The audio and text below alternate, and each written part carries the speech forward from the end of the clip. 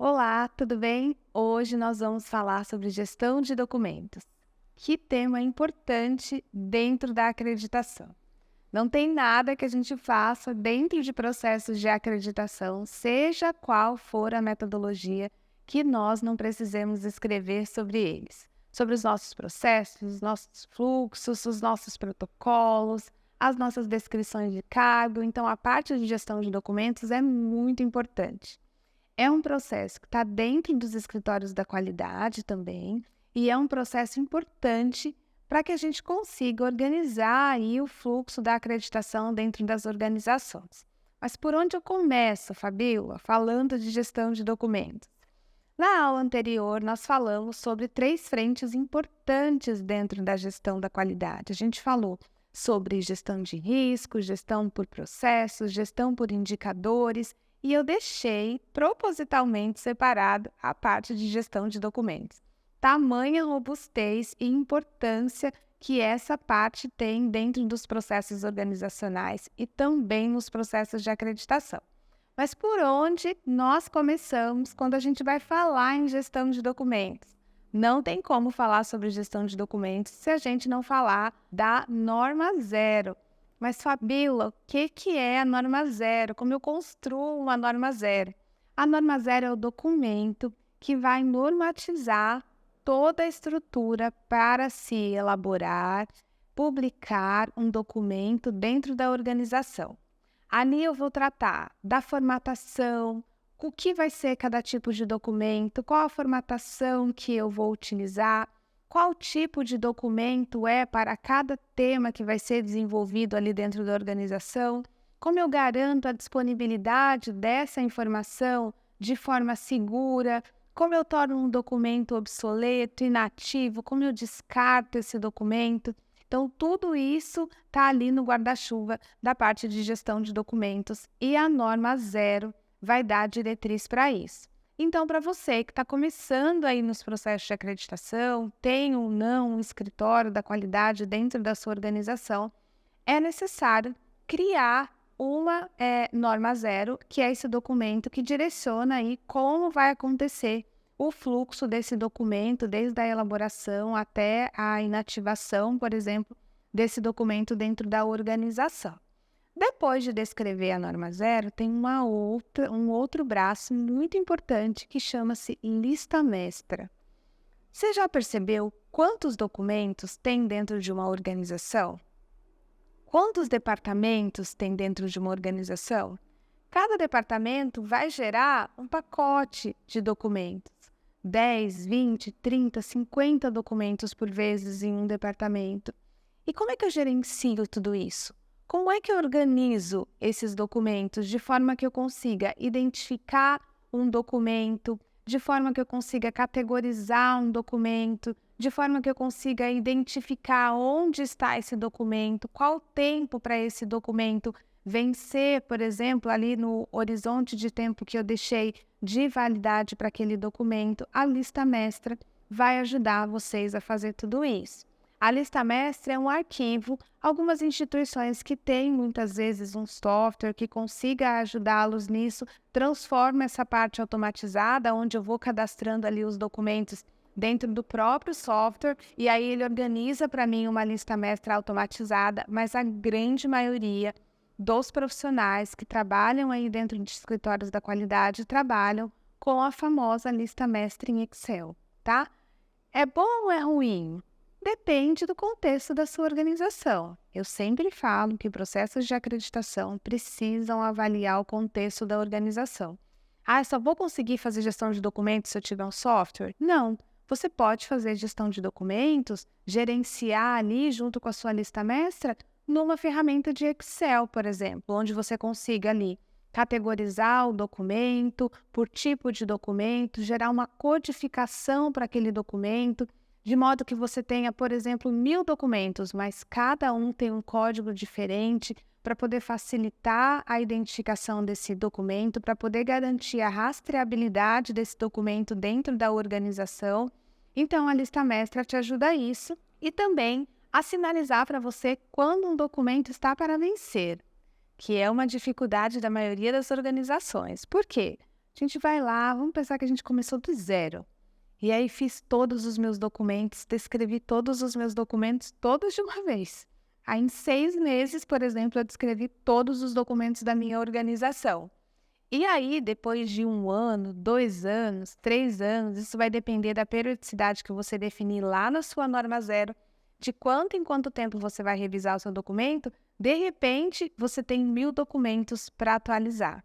E isso volta para o elaborador, né? Volta para o gestor que descreveu esse documento. Então, como lembrar que, por exemplo, um protocolo de código amarelo vai precisar ser atualizado no dia 27 de novembro de 2023? São muitas coisas, né? Os escritórios da qualidade trabalham com muitas frentes ao mesmo tempo. Então, a lista mestra, ali quando você elabora, parametriza ela ali dentro de formatações, de fórmulas, a gente consegue deixar sinalizado para que o profissional responsável por fazer gestão de documentos dentro do escritório da qualidade, ele possa identificar ali diariamente quais são os documentos que precisam ser atualizados, revisados, e com isso encaminhar para o gestor, para que a gente não corra o risco de ter um documento obsoleto disponível para consulta e para utilização. Esse é um dos maiores riscos pensando em gestão de documentos. Você já imaginou você descrever um protocolo com uma prática e de repente essa prática mudar e nós não atualizarmos o documento, e aí um profissional lá da ponta vai lá, pega aquele documento, executa aquela prática conforme está descrito no documento e de repente contribui para um evento adverso de um paciente que está internado? As pessoas normalmente falam, mas documento, tem que descrever, isso é tão burocrático. O documento é um ponto muito crítico do processo. E nós que estamos dentro da qualidade, que trabalhamos com isso, que sabemos a importância de uma boa gestão de documentos, precisamos também trazer essa cultura para a organização, seja no nível estratégico, tático ou operacional, tá? Depois a gente também tem a parte de classificação desses documentos. Mas como é que eu vou organizar o tipo de documentos? Tudo é POP? Tudo é política? O que é cada documento? Isso muitas vezes remete a muitas dúvidas, principalmente para o gestor, para o líder, para aquele profissional que vai elaborar o documento. Qual é o escopo ali ideal para que eu possa descrever essa prática que eu estou te contando? E aí, normalmente, são os profissionais da qualidade que vão orientar ali o tipo de documento e nós temos alguns. Então, nós temos dentro da gestão de documentos política, programa, plano, normas e regimentos, acordos de nível de serviço, manuais, protocolos e procedimentos operacionais. Esses são os mais comuns, tá? Esses documentos, ele tem toda uma estrutura ali de desenvolvimento, com subtópicos do que precisa constar em cada tipo de documento, e nós vamos falar um pouquinho sobre cada um deles, tá? Então, falando um pouquinho sobre o que é a política dentro da gestão de documentos. Quando eu descrevo uma política? Então, a política é um documento que dá diretriz para a instituição, tá? Então, ela orienta atitudes, comportamentos, orienta tomadas de decisão. A política é um documento olhado do alto. Então, a política vai trazer de forma macro tudo que aquela instituição precisa entregar sobre determinado tema. Por exemplo, política de gestão de pessoas. A política de gestão de pessoas vai trazer diretriz sobre toda a jornada do colaborador, desde o recrutamento e seleção até a entrevista de desligamento, por exemplo. Então, passando por todas essas fases. A política traz de forma ampla esses temas, mas como eu faço, por exemplo, um processo de recrutamento e seleção? Aí já desce para um nível, para um outro documento. A política vai sempre trazer a estratégia dentro da organização. Depois, nós temos os programas. O programa é um documento que traz um conjunto de processos coordenados para atingir determinados objetivos, tá? A estrutura do programa, normalmente, é bem ampla. Vai contemplar aí a estrutura do que precisa ser entregue, para que aquele programa foi criado, quais são os itens que vão estar ali dentro daquele programa. E, normalmente, esse programa aí vai durar por um certo tempo, tem um nível ali de início e fim, tá? Normalmente nós temos, por exemplo, o programa de controle de infecção hospitalar, onde eu tenho ali, normalmente mais conhecido como PCIRAS, por exemplo, onde eu tenho também as diretrizes voltadas para o controle de infecção. Depois nós temos o plano. O plano é um documento que vai definir estratégias e direcionar a execução dessas estratégias. Então, dentro do plano, eu vou ter questões relacionadas a onde eu vou alocar recursos, aonde eu vou alocar esforços, e normalmente é um documento anual, onde eu defino uma diretriz no início, quando eu desenvolvo esse documento, acompanho isso por um corte de tempo e depois avalio se de fato aquilo foi executado, tá?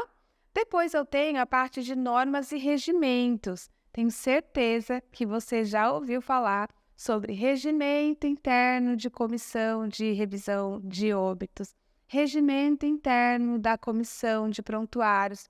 O regimento vai trazer essa descrição formal do que aquela estrutura, aquele processo precisa entregar. Depois nós vamos para a parte de acordos de níveis de serviço, ou as interações entre processos. Por que esse documento ele é tão importante? Porque ele define e rege os nossos combinados do dia a dia. Lembra que eu falei para vocês na aula anterior? Por vezes, para que um processo aconteça, ele precisa ser interfaceado com outros departamentos. Então, por exemplo, se eu tenho uma UTI hoje, a UTI funciona sozinha? Eu consigo prover alimento para o meu paciente, prover medicamento, prover, por exemplo, enxoval para tratar esse paciente, para garantir que ele seja assistido de uma forma segura dentro da internação dele. Se eu não tiver os combinados com esses outros departamentos, então preciso combinar com a nutrição, por exemplo, que ela vai precisar me entregar a refeição às 9, às 12 e às 17, por exemplo. Eu preciso combinar com a farmácia que ela vai precisar me entregar os medicamentos a cada 2 horas. Esses são documentos que são descritos dentro do acordo de nível de serviço. Eles têm tempo de avaliação. Então, eu combinei que você tem que me entregar num horário, então eu vou te avaliar pela entrega no horário. Depois, nós temos os manuais. Os manuais normalmente contemplam uma gama de atividades normalmente executadas pelo mesmo processo.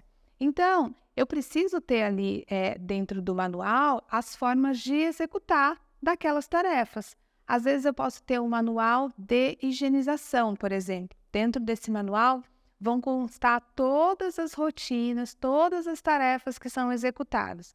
O manual é uma boa opção quando eu tenho muitas informações, por exemplo, e eu não quero deixar essas informações, por exemplo, em 100 documentos, em 30 documentos. Então, eu reúno tudo isso dentro do manual, facilita a consulta, centraliza a informação e eu consigo passar isso para os profissionais. Normalmente, é a linha ali da operação, entre o tático e o operacional, que vai usar mais esse tipo de documento. Nós temos também os protocolos, e aí eu tenho certeza que vocês já devem ter conhecido algum protocolo dentro da organização de saúde. Protocolos de sepse, protocolos de TEV, protocolo de prevenção do risco de queda, do risco de broncoaspiração. O protocolo vai ser o documento que vai dar uma diretriz clínica sobre determinado tratamento ou orientação para aquela assistência. Então, normalmente, o protocolo está ali no braço da assistência, seja ela assistência focada à execução de ações clínicas ou assistenciais. Então, eu posso ter um protocolo, por exemplo, pautado numa linha de cuidado, protocolo de manejo de dor torácica, por exemplo. Eu posso ter um protocolo de manejo de tratamento de oncologia da linha de cuidado de mama, por exemplo. E aí o protocolo vai trazer ali toda essa estrutura do que, como e quando eu preciso fazer cada atividade dali. O importante também dentro do protocolo é nós traçarmos os marcadores para avaliar a efetividade desse protocolo. Então, se tem um protocolo, eu preciso medir o resultado. Quando eu desenho, por exemplo, um protocolo de prevenção de queda, o que eu quero que, após a execução desse documento na ponta, aconteça com o meu paciente? Eu quero que esse paciente seja identificado com a pulseira do risco de queda, eu quero que esse paciente seja identificado com a placa beira-leito, eu quero que na prescrição de médica tenha ali, ou médica ou de enfermagem tenha ali descrito que ele tem risco de queda, para que todos os profissionais sejam orientados a olhar para esse risco sempre que for cuidar desse paciente. Mas como é que eu vou saber se isso está bom ou está ruim? Para isso, eu preciso definir esses marcadores dentro dessa estrutura aí do protocolo. E por último, mas não menos importante e muito mais comum, pensando ali nos tipos de documento, nós temos os famosos POPs, procedimentos operacionais padrão. Ali, eu vou descrever o meu dia a dia, a minha rotina de trabalho. Então, quais as ações, as atividades que eu vou precisar fazer para poder entregar determinada tarefa ou fase do meu processo. Quando a gente vai fazer uma análise da distribuição em termos de volume, de tipo de documentos dentro da organização, normalmente nós temos mais procedimentos operacionais padrão do que, por exemplo, políticas. Se a gente for para a metodologia da ONA, por exemplo, nós temos hoje, no manual, que tem muitos requisitos, apenas 10 políticas obrigatórias. E quando você for desenvolver isso dentro da sua organização, você também precisa pensar nisso, tá? Que a política da diretriz, ela é macro. O POP, por exemplo, está dando ali instruções para a parte operacional. E aí, ainda dentro da parte de gestão de documentos, é importante que sejam definidos papéis e responsabilidades de cada profissional nesse fluxo. E aí nós temos papéis e responsabilidades da qualidade. O que a qualidade tem que entregar pensando em gestão de documentos? Então, a qualidade tem o papel de normatizar essa gestão de documentos. Lembra que a gente conversou da norma zero? Então, quem vai dar a diretriz do tipo de documento, da estrutura do documento, o que precisa constar em cada subtópico ali dentro do documento é a gestão da qualidade. Ela precisa também garantir a facilidade de acesso a esses documentos. Como é que a gente vai disponibilizar esse acesso? A gente pode disponibilizar no sistema informatizado, ou a gente pode trabalhar com pastas de rede compartilhadas, por exemplo, nas áreas de trabalho.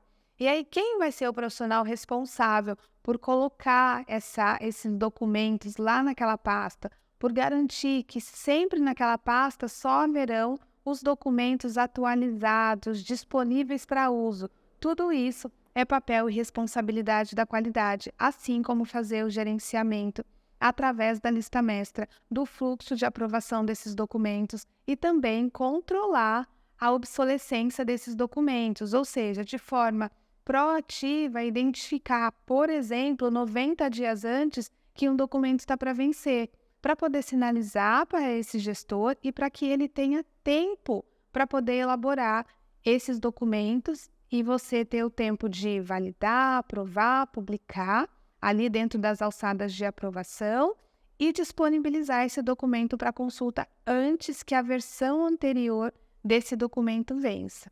Mas, depois da qualidade, vem o elaborador.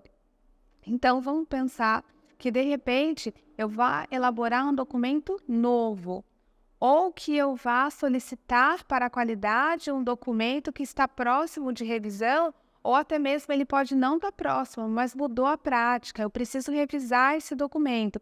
Então, qual que é o papel do elaborador? Ele precisa elaborar o documento conforme o tipo de documento e as definições ali pautadas dentro da norma zero. Ele também precisa atualizar esse documento sempre que houver alteração. Ele precisa ter responsabilidade sobre o conteúdo deste documento. A gente precisa levar em consideração que o escritório da qualidade é um departamento que capitaneia aí esses processos relacionados à qualidade, segurança do paciente, processos de acreditação, mas nem sempre ele é o especialista que vai descrever aquele documento. Vamos dar um exemplo de um documento relacionado à administração de quimioterápico. Talvez eu tenha profissionais multidisciplinares dentro do escritório da qualidade, mas que não sejam especialistas nisso. Então, o elaborador precisa ter responsabilidade sobre o conteúdo que ele está ali descrevendo dentro do documento, tá? E precisa sinalizar para o setor da qualidade sempre que houver um documento obsoleto, sempre que precisar inativar esse documento, para que a gente tenha sempre uma pasta, um reservatório ou um sistema onde nós temos disponíveis toda a base documental da organização, que essa base esteja atualizada e pautada nas boas práticas para cada tipo de documento, para cada processo descrito ali, tá? Depois do elaborador, nós temos algumas alçadas de aprovação. Então, normalmente eu tenho um profissional que elabora, um profissional que valida, um profissional que aprova. O profissional validador, ele vai fazer a leitura de tudo que o profissional elaborador escreveu ali do documento e consensar em relação a tudo aquilo que está escrito ali. Normalmente, nas organizações, um profissional que é muito comum nós observarmos dentro da aba ali da caixa da validação é o profissional do controle de infecção, principalmente nos documentos que têm interface a práticas que podem contribuir para a infecção dentro das organizações de saúde. Então, por exemplo, eu vou lá, descrevo um procedimento para a realização de punção de acesso venoso periférico.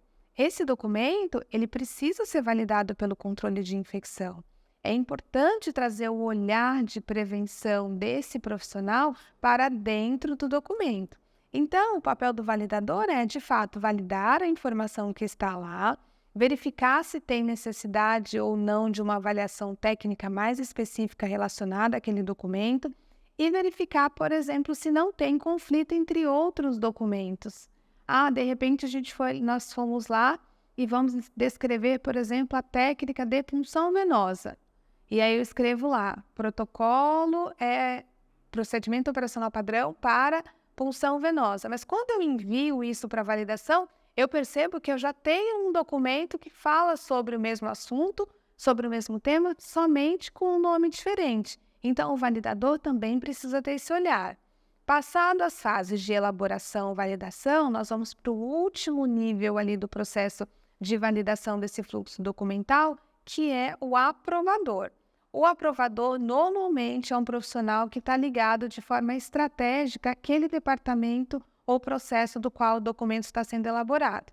Se eu estou elaborando, por exemplo, um documento que está ligado à assistência de enfermagem, normalmente o avaliador é o gerente de enfermagem ou a diretora de enfermagem ou de práticas assistenciais, que normalmente nós temos observado esse cargo dentro das organizações.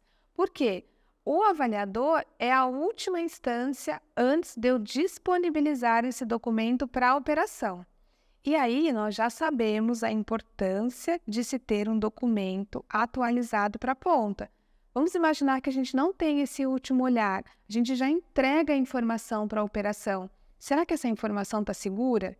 Será que essa informação de fato entrega o conhecimento, a técnica que ela precisaria entregar? E aí essa última alçada aí do avaliador vai contribuir para isso. Depois de nós entendermos as questões relacionadas ao fluxo de elaborador, validador e aprovador, a gente vai para uma parte importante também, que é a revisão desses documentos. Então, quando eu starto uma revisão no fluxo documental, eu posso startar uma revisão por alcance ali do período, do prazo definido de validade para aquele documento. Cada instituição aí, então, vai ter a sua definição de prazo. Por vezes, eu tenho que definir prazo. Se eu estou pensando em metodologia de acreditação, às vezes, determinados tipos de metodologia pede para que eu revise anualmente os meus documentos, principalmente os documentos que são descritos como protocolos, porque muitas vezes, de um ano para o outro, a prática clínica muda demais. Então, o que eu estou falando hoje, neste ano, é super atual. Daqui a um ano, essa prática já se tornou obsoleta. Então, a organização pode definir esse intervalo para poder fazer essa revisão dos documentos e isso pode startar uma revisão. Então, por exemplo, eu tinha um protocolo que tinha um prazo ali de validade de 2 anos. Quando eu estou chegando próximo a completar os meus 2 anos, eu preciso startar uma revisão. Mas Fabíola, eu só atualizo esse documento a cada 2 anos? Não. Um ponto que também starta um processo de revisão é a mudança da prática. Então, pode ser que você escreveu um documento há 2 meses atrás e aí saiu uma normativa, uma legislação que desconstruiu totalmente aquela sua base de informação e você vai precisar reescrever. Então, isso também starta uma revisão documental. E o departamento da qualidade, os escritórios da qualidade, precisam estar muito atentos nisso, porque nós temos a responsabilidade de olhar o processo do alto. Lembra que nós estamos falando disso muitas vezes? A qualidade precisa enxergar a gestão documental do alto.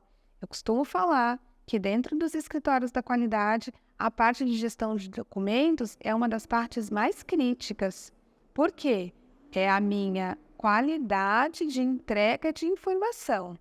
Então, é o conteúdo que eu estou disponibilizando para a execução da prática. Isso para mais, quando eu descrevo muitos documentos, e para menos também, como eu tenho algumas organizações que eu posso não ter nenhum documento ou pouquíssimos documentos descritos. Então, o documento vai normatizar essa prática, e aí eu tenho essas duas possibilidades. Posso ter mais, mas as principais são essas, de start de um processo de revisão, por exemplo. E por último, mas não menos importante, nós temos a parte de indicadores. Fabíola, como é que eu consigo saber se todo esse meu processo está funcionando? Porque você já me falou que quem não mede não gerencia. Exatamente. Então, nós precisamos ter indicadores também dentro da gestão de documentos. E isso não é um ponto muito observado dentro das organizações de saúde.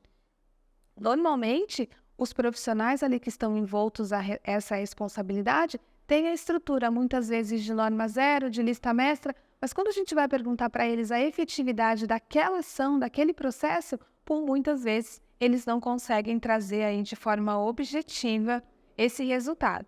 Então, nós podemos ter diversas formas. Eu vou trazer a forma para vocês que hoje eu uso durante as minhas implantações e quando eu vou orientar e organizar aí esse processo de acreditação. A primeira coisa que eu preciso ter é o tempo médio entre revisão e publicação do documento. Quanto tempo eu estou demorando para isso? Quanto que eu defini de tempo?